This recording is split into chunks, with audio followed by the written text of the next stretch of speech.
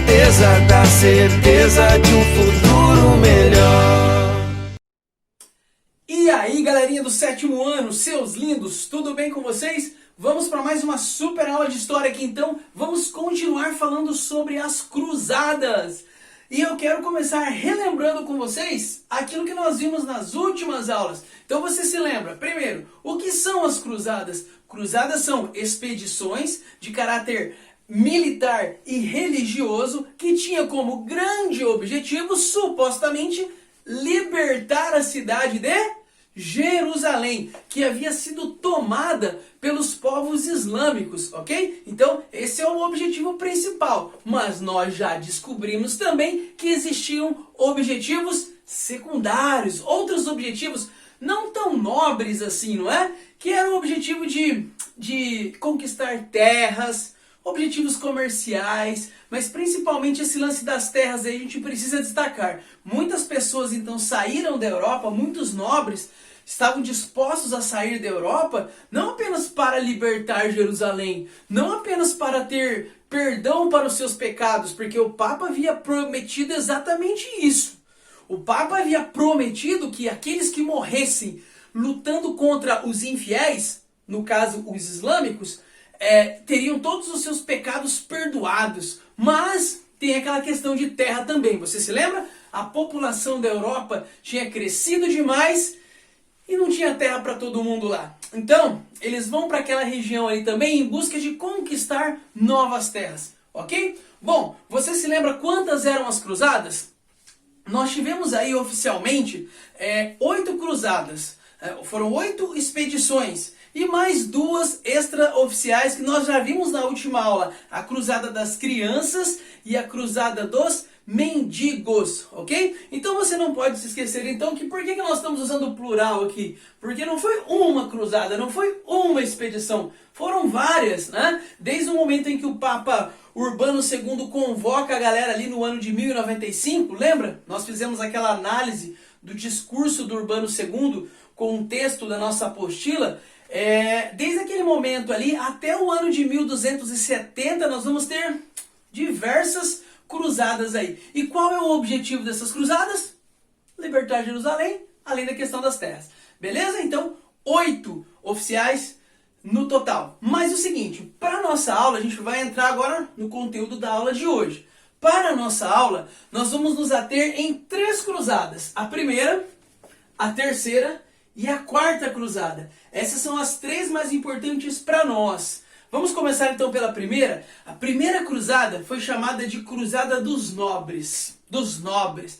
Logo depois daquele discurso bonito do Papa Urbano II, conclamando os nobres para que eles pegassem aquela força, aquele poder bélico e direcionassem lá para o Oriente, muitos nobres responderam, claro, vendo ali uma oportunidade de conquistar novas terras também, muitos nobres responderam e partiram para o Oriente. Quando que chegaram lá? Bom, olha só, os nobres, eles partem no ano de 1096. No ano de 1097 nós vamos ter ali as primeiras lutas, os primeiros enfrentamentos, eles chegam em Constantinopla e vai, tchum, tchá, tchum. Eu quero tchá, tchá, tchá, tchá, tchá.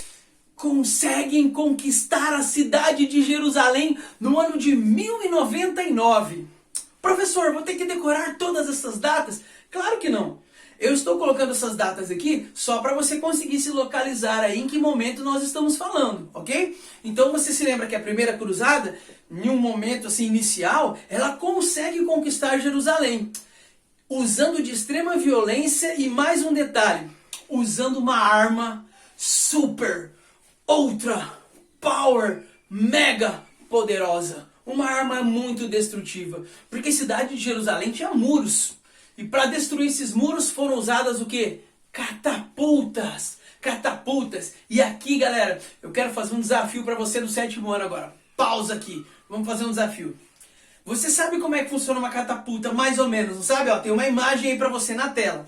A catapulta, ela tem esse poder de destruição porque ela pega ali uma coisa pesada e é lançada isso aí em direção aos muros. Olha só, qual é o desafio para você?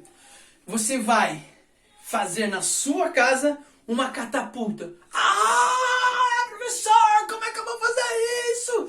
Cara, usa a sua criatividade, usa o material que você tem em casa, não sei, sabe? Coloca a sua mente para funcionar e sim, seja criativo, seja criativo.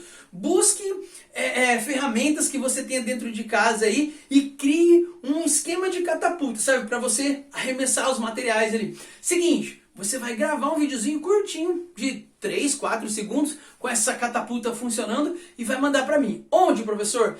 Eu vou criar um grupo no WhatsApp só para isso. Eu vou colocar o link lá no grupo da sala. Então no grupo da sala do 7º E vai ter o link ali para o grupo Catapulta 7º E. E ali dentro desse grupo a gente não vai fazer nada, nós não vamos falar nada, você só vai postar o videozinho, os videozinhos. E fica ali em ordem para que eu possa acompanhar o trabalho de vocês, ok? Então você só, a hora que você for postar o seu videozinho, você coloca junto com o vídeo o seu nome, o seu número de chamada aí, se você se lembra, mas seu nome completo pelo menos. Se você lembra o número de chamada, coloca, tá bom? E é isso. Certo? Então você grava um videozinho ali de 3, 4 segundos e coloca lá pra mim. Quero ver você usar a sua criatividade e como é que você vai criar uma catapulta aí dentro da sua casa para nós simularmos um pouquinho esses ataques que foram feitos contra a cidade de Jerusalém, ok? Essas catapultas elas foram muito eficientes e os cruzados então, eles conseguiram conquistar Jerusalém.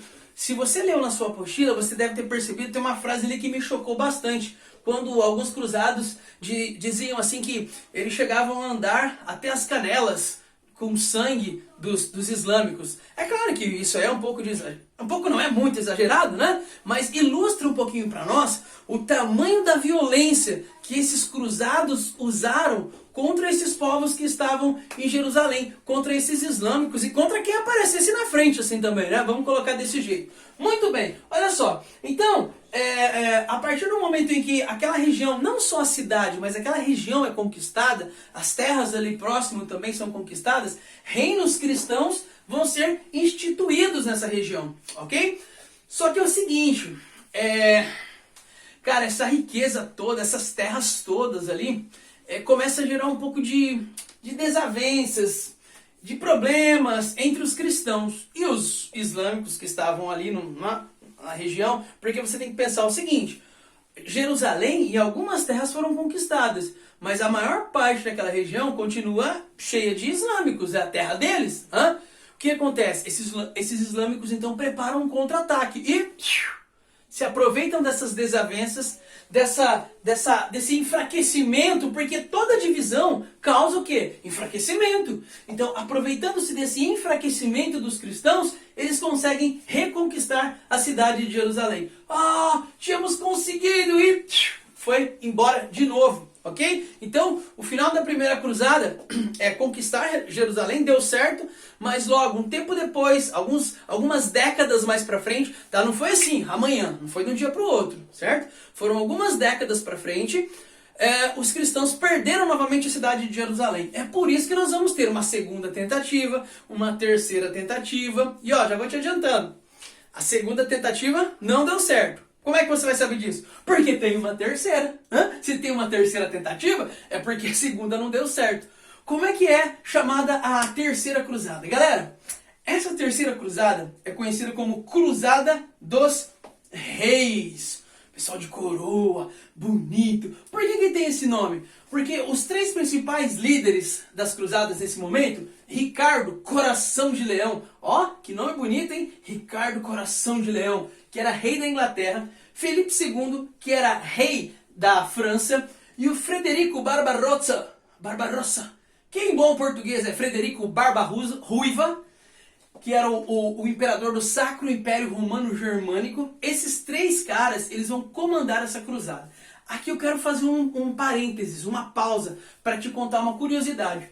Esse Ricardo, Coração de Leão, ele é o rei daquela história do Robin Hood. Não sei se você conhece a história do Robin Hood, mas na história do Robin Hood, o rei, ele saiu para participar de uma cruzada, a terceira, e deixou dentro da Inglaterra o seu irmão, que era chamado de João Sem Terra. E o João Sem Terra começou a fazer um governo assim, muito mal, cobrando muitos impostos e tal, não sei o quê. E é nesse contexto que surge o Robin Hood, certo? E é legal porque se você assistir o filme, você vai ver que em vários momentos eles estão esperando que o rei Ricardo Coração de Leão volte das cruzadas e restabeleça a paz dentro do reino, certo? Então uma curiosidade que eu queria deixar com vocês aqui a respeito do Ricardo Coração de Leão. É o rei que está afastado das cruzadas durante o período do Robin Hood. Lembrando que o Robin Hood é uma obra literária, ok? Não é que existia de fato um camarada chamado Robin Hood. Beleza? Vamos lá. Frederico Barba-Ruiva. Logo no início das cruzadas, os caras não tinham nem... Eles nem haviam chegado ainda ali em Jerusalém, nós tivemos um problema. Claro, já tínhamos começado alguns conflitos aqui, outro lá, tal, não sei o que, os exércitos se preparando. Só para você ter uma ideia aqui, localizar um pouquinho melhor, é mais ou menos aquela região da Alemanha ali, certo? Não é que o Frederico Barba-Ruiva se afogou num rio antes da luta começar para valer mesmo, antes de chegar em Jerusalém. Cara, isso deu um baque já nas cruzadas. Porque o exército alemão, esse exército do Império Sacro, Império Romano, Germânico, esse exército era forte. Alguns autores dizem para nós até que o Saladino, né, que era o líder dos islâmicos, ele estava até um pouco preocupado, preparando os seus homens ali para enfrentar esse exército. Mas agora, cara, com a morte do Frederico Barba-Ruiva, o exército ficou meio desorganizado. E aí não deu aquele suporte que se esperava. Pegaram o corpo do... Curiosidade aqui, pegaram o corpo do Frederico Barba-Ruiva, colocaram dentro de um tonel de vinagre para conservar o corpo. E o jeito foi levar de volta para o Sacro Império Romano Germânico. A Alemanha, região da Alemanha ali. Beleza? Bom, sobrou quem então? Sobrou Ricardo, Richard, Hurt Lion? Ou Lionheart? Lionheart. Acho que é Lionheart. Ricardo Coração de Leão. Felipe II e Ricardo Coração de Leão, eles vão ter algumas desavenças ali também. Você sabe que essa rivalidade entre França e Inglaterra, ela é um negócio meio histórico, né? E aí eles ficavam se bicando o tempo todo ali, até que chegou um momento que o Felipe falou assim, não quero mais, vou voltar para a França. E aí o que acontece? Ele volta para a França, deixando o Ricardo Coração de Leão praticamente sozinho ali nesse enfrentamento da Terceira Cruzada. Mas o nosso amigo Ricardo, ele tinha um coração de leão. Eu entendi a referência. Ele era valente. E ele vai embater ali, vai ter um embate ali com o Saladino, que é o principal líder dos islâmicos nesse momento. E ele vai conseguir conquistar Jerusalém?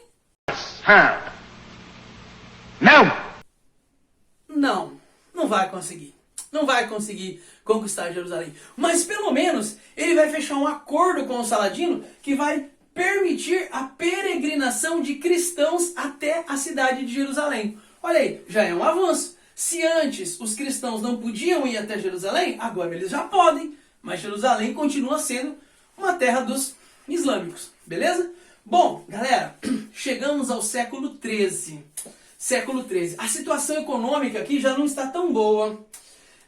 Porque é o seguinte, imagina, para você juntar um grupo, não era assim, o rei mais dois.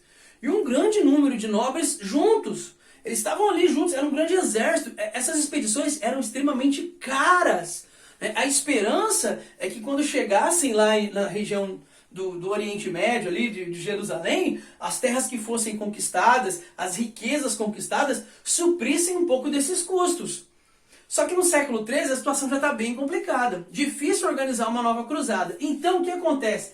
Essa cruzada vai ser conhecida como cruzada comercial. E por que eu vou destacar essa cruzada? Meu querido amiguinho, o foco aqui, olha só como aquele objetivo inicial, todo bonito, todo religioso, ele vai se pervertendo. O foco aqui deixa de ser completamente Jerusalém. A Quarta Cruzada, ela vai ser organizada com o patrocínio de comerciantes da cidade de Veneza. Só que é o seguinte, os caras lá de Veneza, eles falam assim, nós queremos que vocês, antes de ir para Jerusalém, deem uma passadinha ali em Constantinopla. Queremos que vocês dominem aquela região para nós. Qual que é o interesse desses comerciantes de Veneza? Cara, Veneza, ali, eles tinham muitos barcos e eles queriam fazer o comércio ali pelo mar Mediterrâneo. Só que esse comércio do mar Mediterrâneo, ele era em grande parte dominado ou por islâmicos ou exatamente pela cidade de Constantinopla.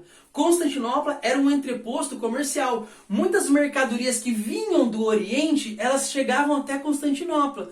O que a cidade de Veneza ela está querendo fazer? Ela está querendo assumir esse posto que pertencia a Constantinopla. Então, por conta disso, eles veem aqui nos cruzados uma oportunidade.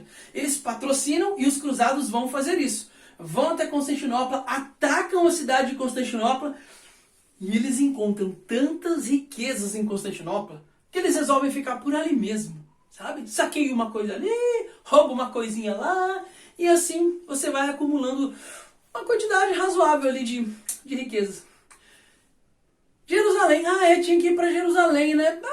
Deixa pra lá, Jerusalém. Gente, Quarta Cruzada tem como principal, assim, consequência essa criação de uma nova configuração comercial. Veneza vai ganhar uma importância muito grande. As cidades italianas ali vão ganhar uma importância muito grande como locais onde você pode conseguir esses produtos que vinham do Oriente. Então é um momento de transformação. Aí Constantinopla perde esse posto, né, de intermediário, e agora as cidades italianas ali, principalmente Veneza e Gênova, vão assumir esse posto. Mas as consequências das cruzadas, a gente vai trabalhar um pouquinho mais a fundo na próxima aula, beleza? O que eu quero que você entenda por agora? Não conseguiram libertar Jerusalém. Tivemos ainda a quinta, a sexta, a sétima, a oitava e nada. Não deu certo. Jerusalém vai continuar sob domínio dos islâmicos, beleza? Mas na próxima aula nós vamos ver, professor, será então que as cruzadas foram um completo fracasso? Não, meu querido Smurfinho, não foi. Porque eu vou te dizer algumas consequências que ocorreram ali, algumas transformações, algumas mudanças graças às cruzadas. Só que é o seguinte, antes de acabar essa aula, eu preciso que você faça algo aí na sua apostila. O que você vai fazer? Bom, presta atenção. Você vai fazer os exercícios da página 41, 42, 43 e 44. Para isso você vai ter que ler a página 41 também, que já começa a falar sobre as consequências das cruzadas. Beleza? Galera, um grande beijo no seu coração. Capricha na sua catapulta. Eu quero ver sua catapulta ela bem lindona, beleza? Manda um videozinho pra mim. Faça os exercícios e na próxima aula nós conversamos. Opa, peraí. Não acabou ainda não. Eu já ia me esquecendo de um negócio super ultra importante. Dentro desse contexto das cruzadas tem algo muito legal que aconteceu. O surgimento de algumas ordens de cavaleiros. Os cavaleiros templários, os cavaleiros hospitalários. E eu quero que você conheça um pouco mais sobre essas ordens. Nesse videozinho curtinho que eu vou passar pra você aqui agora, beleza? Então, assiste aí. Salve, nobres cavaleiros. Eles são os guerreiros mais lendários da Idade Média. Eles são os Cavaleiros Templários e aqui contamos sua história do início ao fim. Prólogo. 1095, os Cavaleiros da Guerra. Tudo começou em 1095 com a Primeira Cruzada, quando a Europa se uniu para levar a guerra à Terra Santa. Após anos de peregrinação, eles finalmente chegaram em Jerusalém. Em 1099, a Terra Santa foi conquistada dos muçulmanos em um cerco incrível. Assim, a Terra Santa se tornou o assento do cristianismo. Este foi um momento decisivo na história europeia que mudaria o destino de suas nações e do mundo para sempre. Nesta batalha, dois guerreiros se destacaram: Hugo de Payens e Godofredo de Saint-Omer. 1113 para a Terra Santa. Essa cruzada teve um impacto tremendo no coração dos europeus em geral, especialmente nestes dois cavaleiros. Voltando à França, eles reuniram 7 cavaleiros e decidiram retornar à Terra Santa com um projeto original e muito ousado. 1119. Uma nova ordem surge. Quando eles finalmente chegaram a Jerusalém, eles ficaram na presença do rei Balduíno II para apresentar este projeto monástico religioso. Uma ordem de cavaleiros para proteger os peregrinos no caminho a Jerusalém. O rei, admirado com essa iniciativa, não somente aprovou-a, mas também concedeu aos templários um presente inimaginável. A sede dos cavaleiros seria o Templo de Deus, na Rocha Sagrada. Por isso, eles foram chamados de Cavaleiros Templários e a ordem finalmente nasceu. 1127. Uma ordem para a Europa. Agora eles devem retornar à Europa. Junto com Godofredo, Hugo de Payens começou sua jornada pelo continente cristão. Ele tinha 3 objetivos a alcançar: receber a bênção do Papa, uma regra escrita para a ordem e doações importantes. Em poucos meses eles conseguiram cruzar do centro ao oeste europeu, conseguindo castelos de Alemanha a Portugal a partir de 1128. 1129. A certidão de nascimento. Então, o último objetivo dos Templários foi completado em 1129 com a aprovação do Papa Honório II. Finalmente, a certidão de nascimento dos Templários foi registrada no Concílio de Troyes. 1147. A Segunda Cruzada, a Reconquista começa. A Segunda Cruzada começa, mas diferentemente da primeira, ela tem 2 frentes, oriental e ocidental. A frente oriental teve uma derrota terrível tentando conquistar Edessa, que tinha caído aos turcos em 1144. Mas na frente ocidental, a Segunda Cruzada foi um sucesso total. Em 1147, a cidade portuguesa de Lisboa, que estava sob a dominação muçulmana por 4 séculos, foi reconquistada sob a liderança de Afonso Henriques e a ajuda dos Templários em um cerco épico. Ao mesmo tempo, os Templários também estavam lutando para libertar a cidade espanhola de Tortosa da dominação islâmica. Essas 2 vitórias foram decisivas para o futuro dos reinos cristãos e também para a preservação da Europa. E é justamente durante a Segunda Cruzada que os Templários começam a usar oficialmente seu famoso símbolo no peito, a Cruz Vermelha. 1191. A Terceira Cruzada, a captura de Acre. A força militar dos cristãos foi provada mais uma vez na Terceira Cruzada, só que dessa vez liderada pelo rei inglês Ricardo Coração de Leão e Filipe II da França. Depois de perderem a Batalha de Hattin, os cristãos iniciaram uma esmagadora ofensiva a Acre em 1189. Os Templários sozinhos destruíram uma das 3 divisões muçulmanas feitas por Saladino. Finalmente, em 1191, Acre caiu diante dos cristãos. 1201. A Quarta Cruzada, Constantinopla é retomada.